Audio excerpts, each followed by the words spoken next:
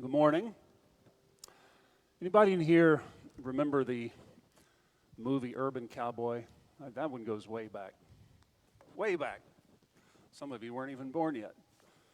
But 1980 movie Urban Cowboy, and Johnny Lee's number one hit out of that movie, Living on Love, or Looking for Love, became a really popular song all across the country. And that song, of course, became famous for the idea of looking for love in all the wrong places.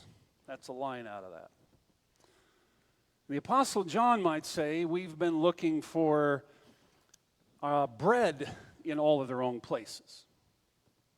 And have you ever noticed, no matter how good your last meal was, eventually you're hungry again? Somebody mentioned barbecue yesterday, a new barbecue place in town, and I've had barbecue on my mind for 20 hours, Rick. No matter how good your last meal was, eventually you're hungry again.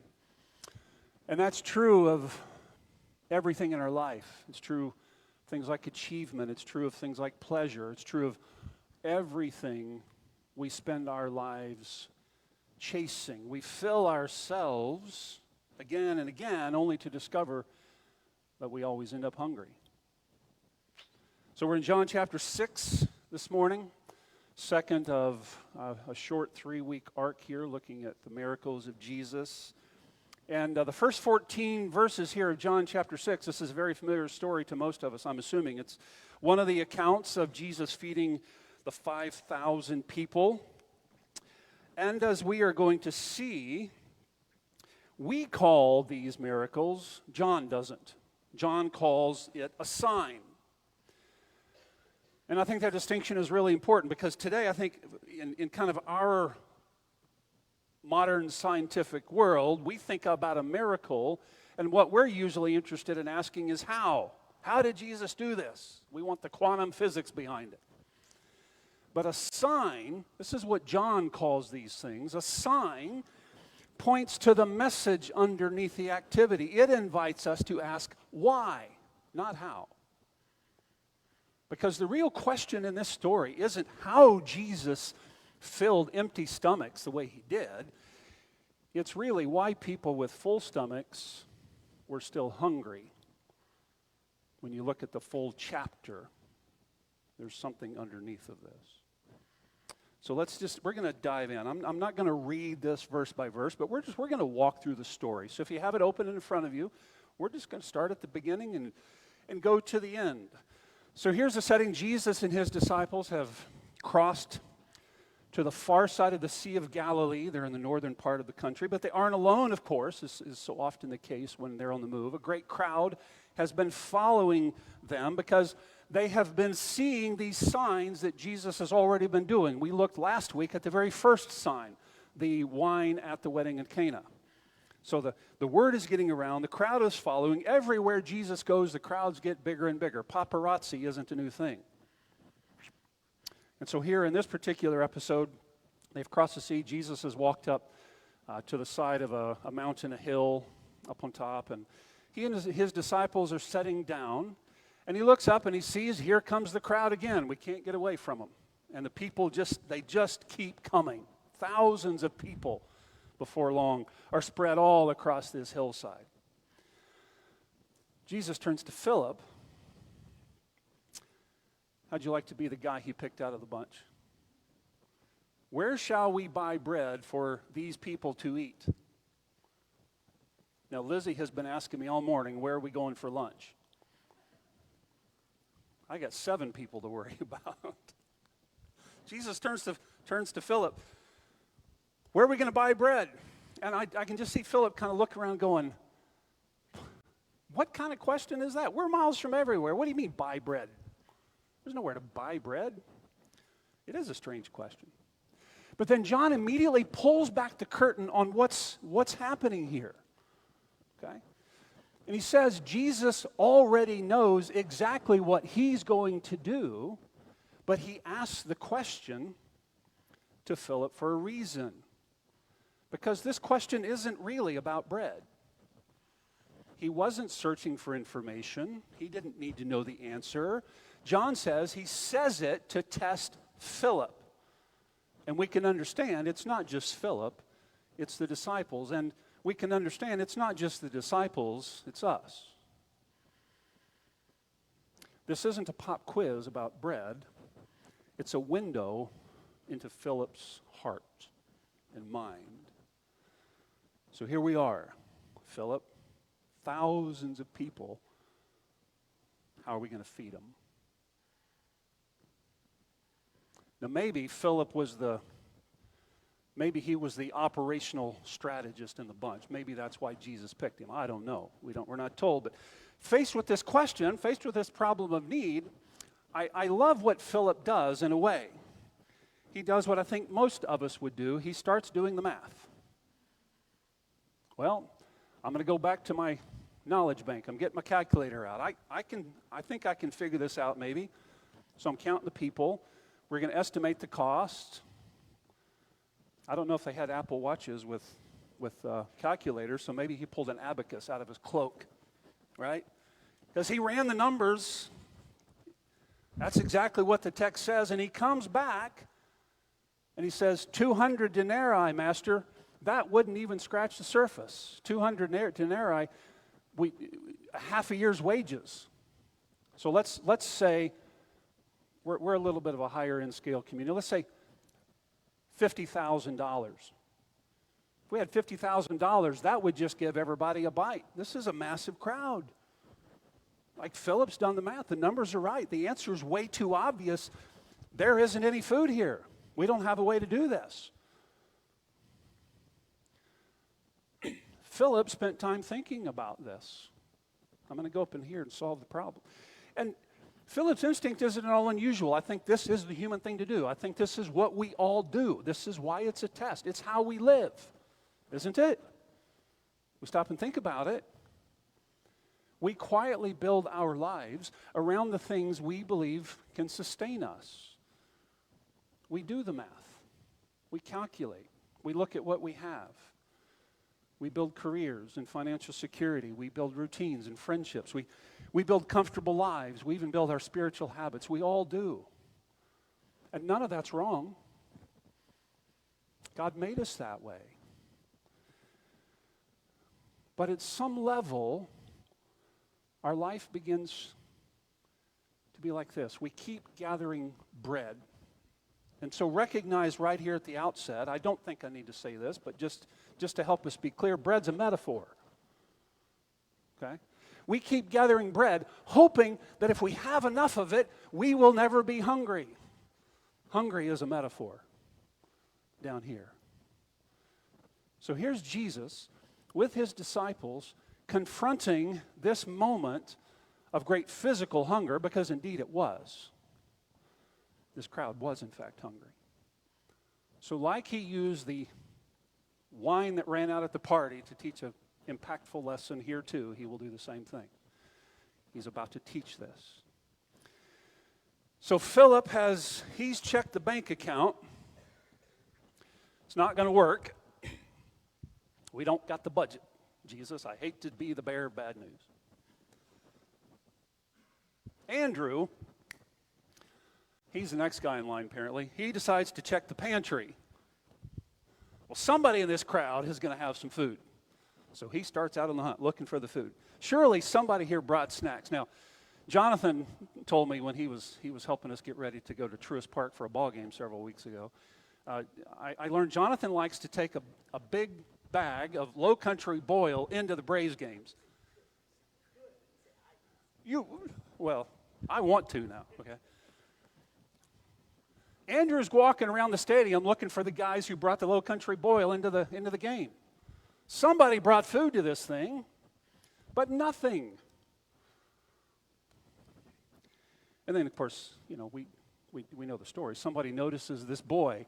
Well, here, the only food in the park, just this kid over here, he's got a little bit of food. He's got a little bit of lunch, his mama. Aren't you glad there's one mom in the whole bunch that thought ahead? Here's a little boy with his lunch. But it's kind of like, maybe I can envision it this way. Maybe you're hosting a party, just a spontaneous party. All your friends came over. You weren't really prepared for that. You got some food. Maybe you ordered pizzas. It's not stretching far enough. And so you tell a friend, Go see if we got anything left in the kitchen.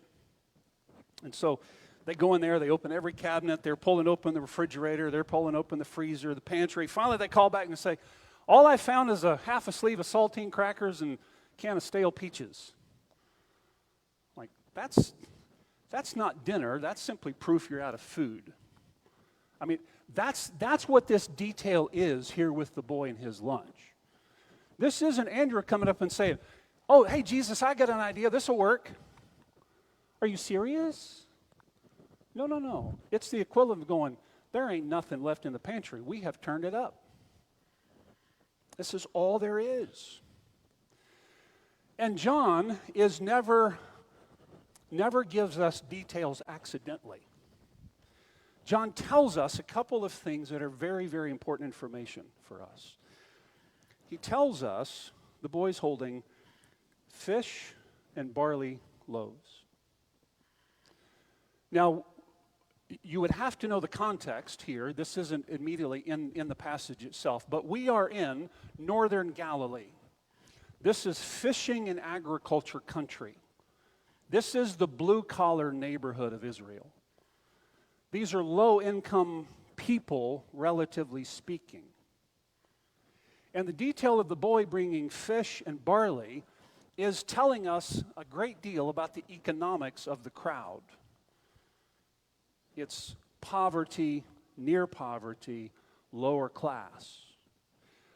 The bread, the barley, was the bread of the lower classes because it was easy to grind quickly, made a rough, coarse textured bread. Wheat bread required a great deal more refining, and its processing was more expensive. And the fish was something they just caught right out of the lake, Galilean lake, and would have dried in their backyard. Okay, so the idea of poverty is wrapped into this. Now, without knowing those details about the cultural setting, we wouldn't normally catch it. But this is very intentional. Okay, we are dealing with an impoverished type of a situation. There is nothing. The people had nothing.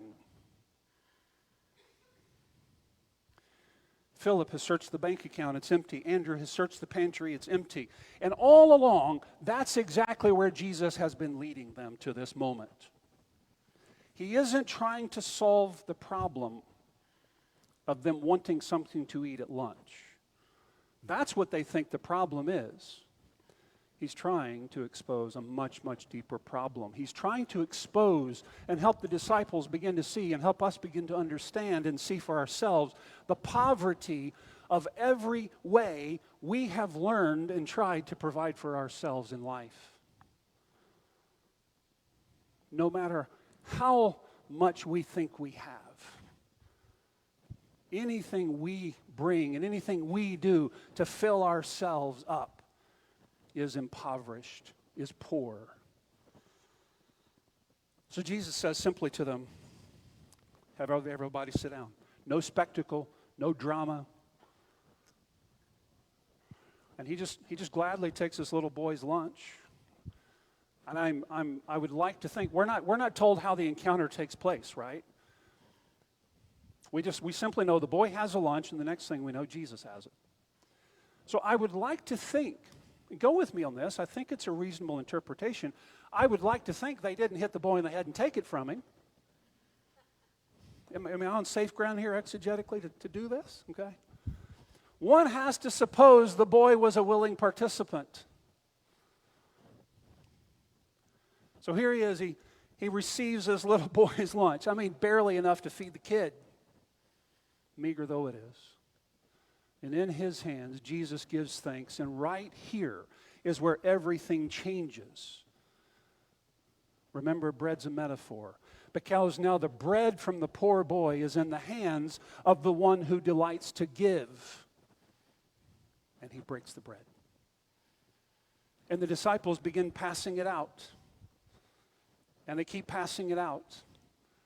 And they keep passing. Can you imagine being in that hillside that day? Watching this? We want to say, how did he do it? John is saying, why did he do it? And this goes on thousands. Now, the number we're given is 5,000, but all biblical scholars are pretty confident because of the way that the Greco-Roman world counted, it would have been 5,000 men. So double that easily. Perhaps quite a bit more. Okay? Lots and lots. So it spreads and spreads. Everyone eats as much as they wanted. It's like going to the all-you-can-eat dinner buffet.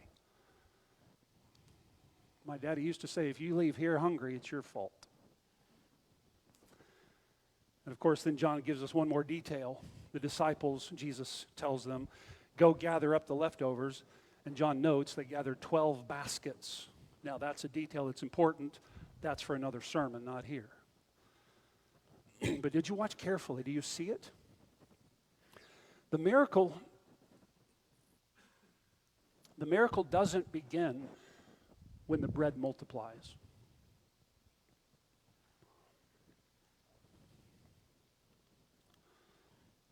The sign begins the moment the bread is surrendered.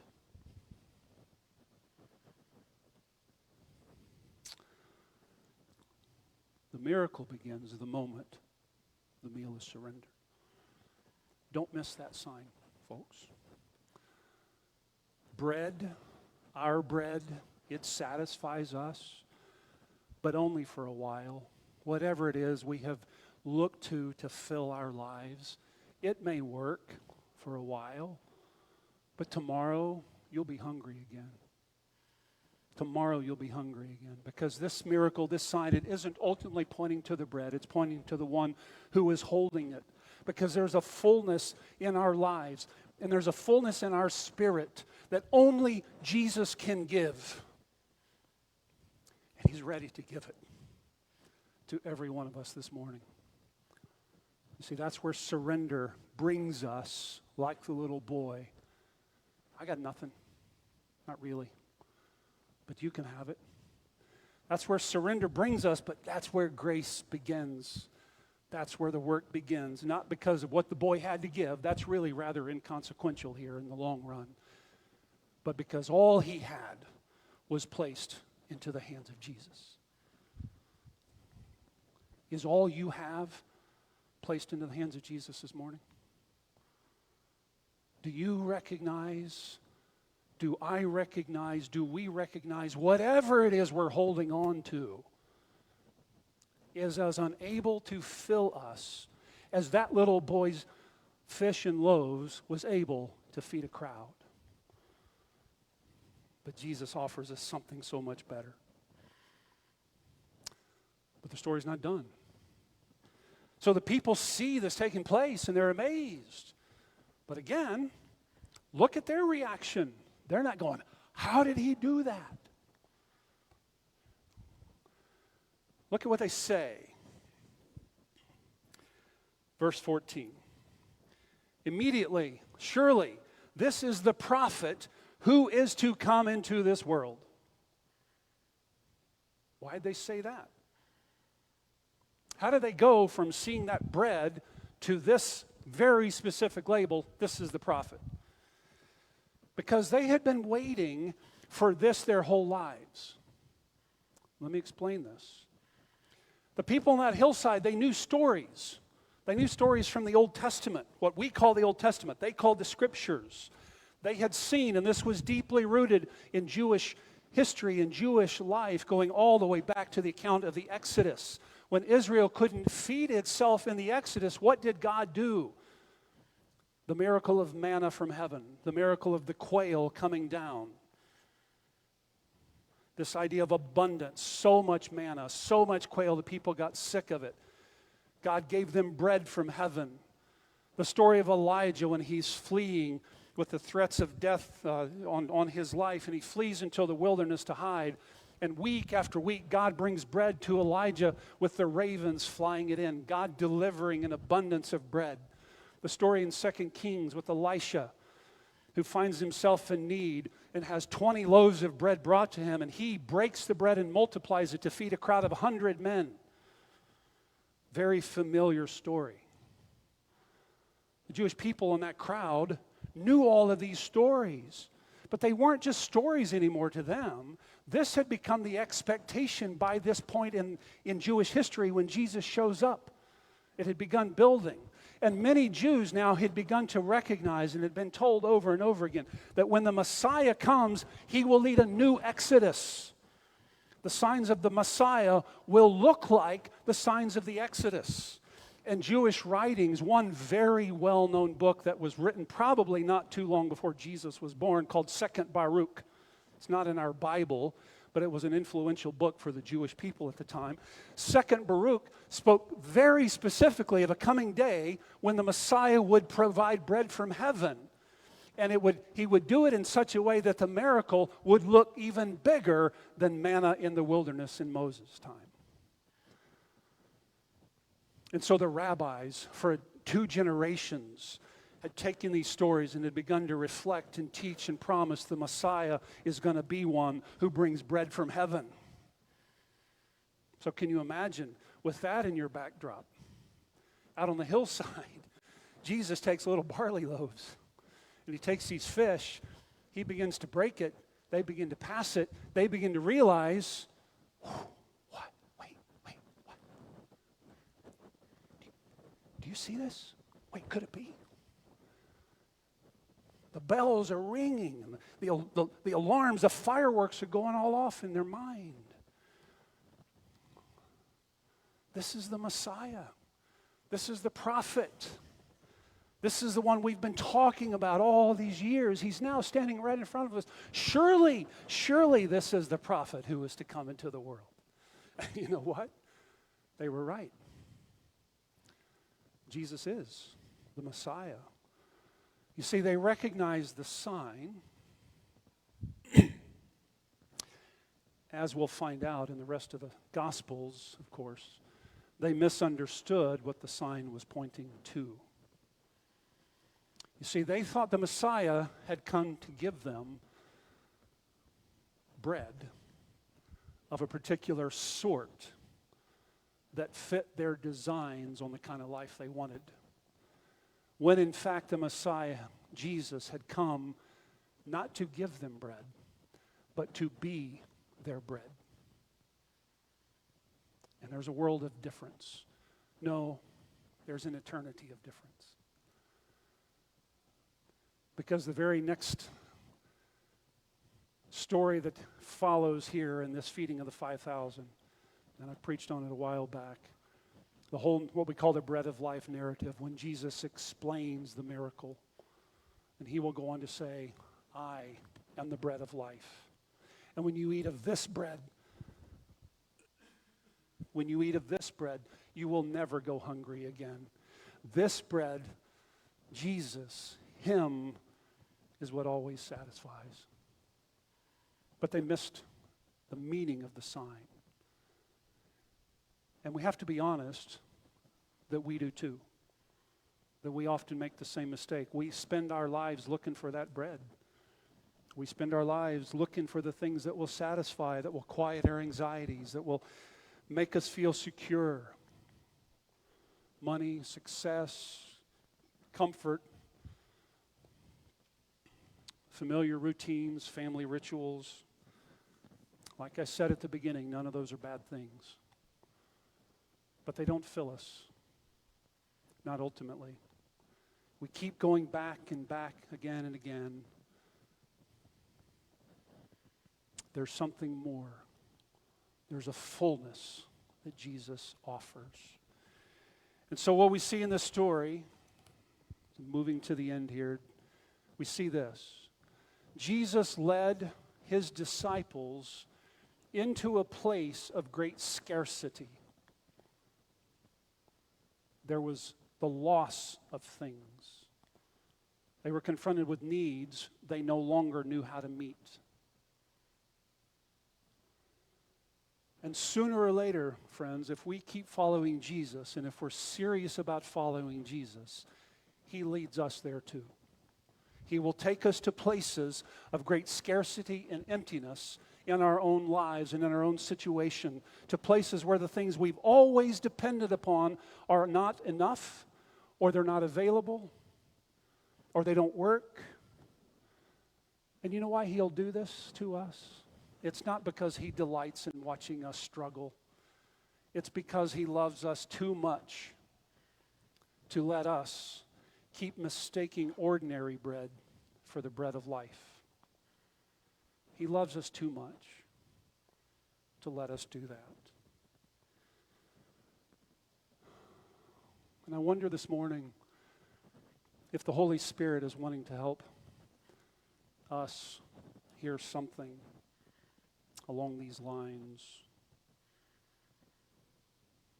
Maybe what you've been calling disappointment, maybe what you've been calling frustration or anxiety, maybe what you've been calling loss, maybe what you've been experiencing as restlessness.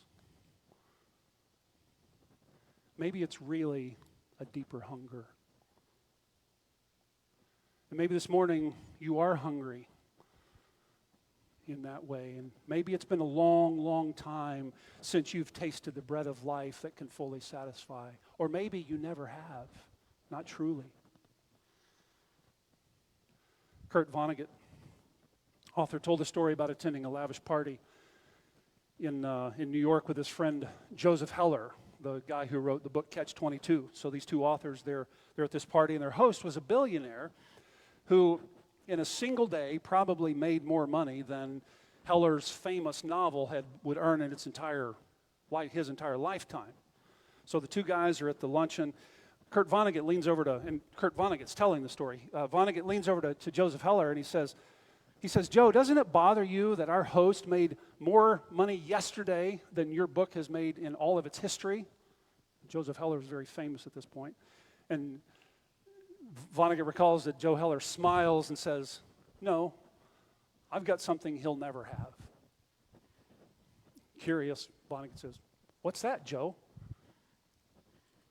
Enough. Do you have enough?